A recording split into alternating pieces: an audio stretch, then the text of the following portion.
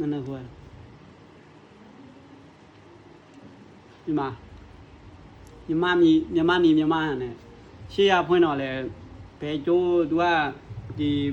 နောက်မှာပေါ့နော်နောက်မှာ तू ကထိုင်ကုန်နဲ့လောရှားတဲ့ထဲမှာ तू ကတန်လိုက်လေးရှိတယ်အဲ့တန်လိုက်လေးကိုမိကျွေးရမှာ12ဘိုးပေါ့12ဘိုးကနေတော့82ဘိုးတိကျွေးလို့ရရှေ့မှာကျိုးသွားချရတာကိုလိုကလန်နဲ့ပြီးရင်ဒီပါဝမ်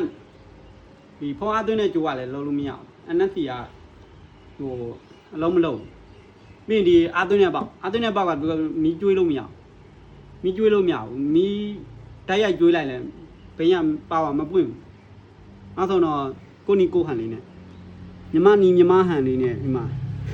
ဒီပေါက်တွေကဖိနေကကျိုးရအောင်ဖြုတ်ပြီးတော့မှဒီမှာ